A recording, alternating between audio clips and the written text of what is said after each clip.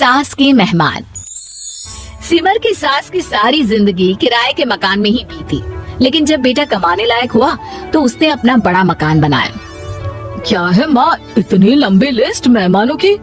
गृह प्रवेश है सिर्फ, शादी में तो तुमने इन लोगों को बुलाया ही था ना। अरे बेटा, तुम्हारे पिता और मैंने तो सारा जीवन घर नहीं बनाया, ये सोचकर कि पैसा घर में लगा देंगे तो तुझे कहाँ से पढ़ाएंगे। अब बेटा, घर जैसी खुशी में मैं उन लोगों को कैसे भूल जाऊं जिन लोगों के साथ मैंने पूरा जीवन काटा। तभी वहाँ बहू आ जाती है। क्या माँ जी, कैसी बात कर रही हैं? बुआ जी, चाची जी, उनकी बेटियाँ, ससुराल वाले सभी तो आ रहे। मैंने उनकी लिस्ट सुमन से पूछकर तैयार कर ली है। हाँ बेटा, ये लोग तो रिश्तेदार हैं, इन लोगों को तो बुलाना ही है, लेकिन जिन लोगों के साथ मैं किराए के मकानों में रही, वो मकान मालिक, वो पड़ोसी, उन्हें कैसे भूल सकती हूँ। माँ, लेकिन वो नीलम आंटी को तो मत बुलाना, बड़ा ही लो स्टैंडर्ड साउंड करती है वो। हाँ माँ, और वो किरण को भी। उनका पति और बेटा खाते कितना है। और नहीं तो क्या, शादी में भी 2000 रुपए वाली प्लेट में दनादन खा रहे थे। माँ कुछ नहीं बोलती, कमरे में चली जाती है। तुम्हारी माँ की तो चोचले ही अलग है, न जाने लोगों को क्या बताना चाहती हैं। अरे आस पड़ोस को तो ऐसे पूछ रही है जैसे कि रिश्तेदार। हाँ जानता हूँ माँ को, वो किसी से जुड़ती है तो दिल से जुड़ती है। वैसे बात करता हूँ उनसे। सभी अपने अपने काम में लग जाते हैं। सास को नींद आ जाती है और वो सो जाती है। लग रहा है कि गुस्सा होकर सो गई। कपड़े भी अपने बाहर फेंक कर गई है।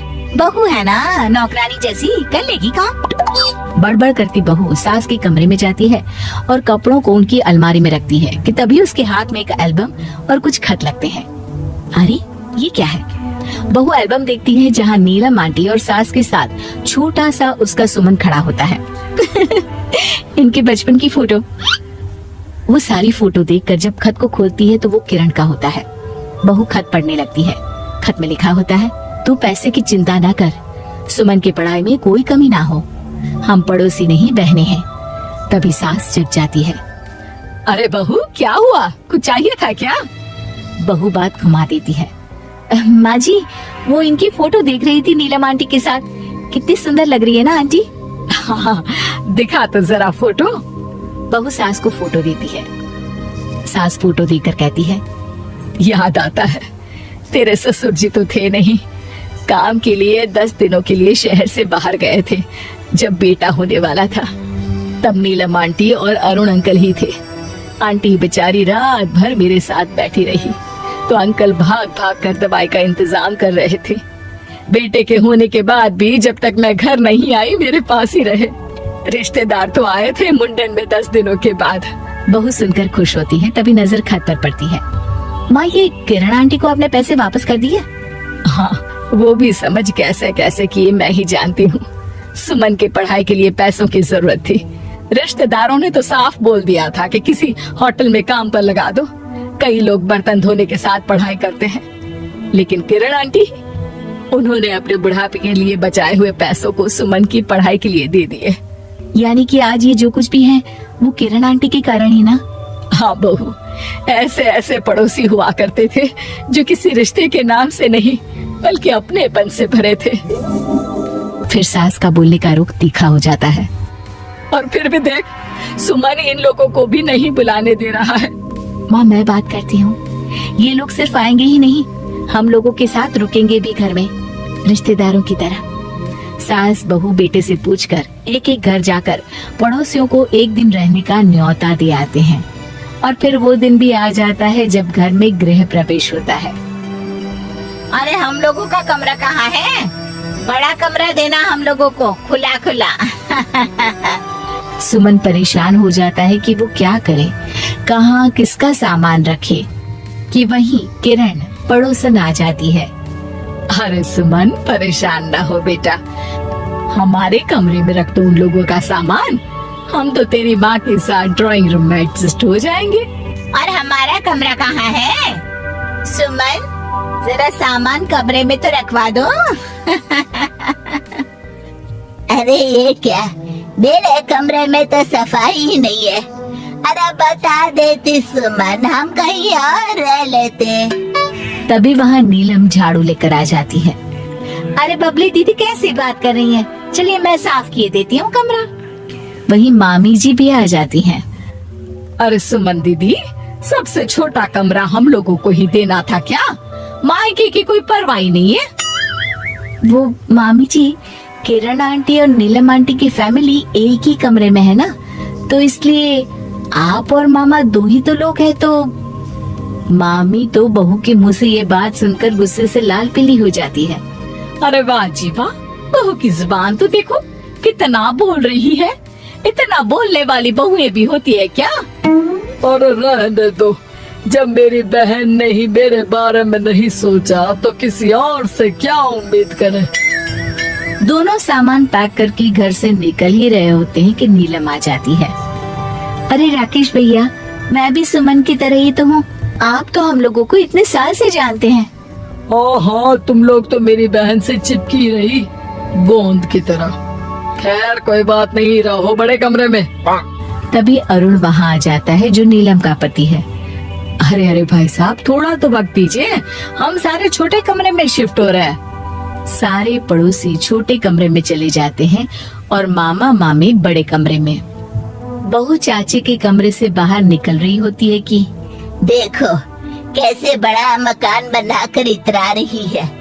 अरे जब हम लोगों ने कहा था कि घर बनवा लो, तब तो लड़के को पढ़ाने की पड़ी थी। इतना पैसा रखी थी, महंगे कॉलेज में पढ़ाया, तब बात मानी होती तो सस्ते में मकान बन जाता। बहू आगे जाती है, जहाँ दोनों पड़ोसन भी आपस में बात कर रही थी। मानना पड़ेगा सुमन को, बहुत ही समझदारी के साथ चली। बच्चों की जिम्मेदारी को सबसे ऊपर रखा, रिश्तेदारों के साथ भी पूरा निभाया। नहीं तो आजकल के रिश्तेदार। अरे सुमन के लिए तो हम हमेशा ही खड़े हैं। बहू तभी मामी के पास जाती है, जहाँ वो मामा से कह रही होती है, बस अब आ गए इसके घर। अब तो ये रो रो कर भी बुलाएगी तो मैं ना आऊं। कैसे कमरे में रखा हम लोगों को। सुमन भी ना किसी काम की नहीं है। बहू सभी को देख समझ रही थी। रिश्तेदारों के नखरों के बीच पड़ोसियों का प्यार। वो देखकर समझ जाती है कि सास के असली मेहमान कौन है।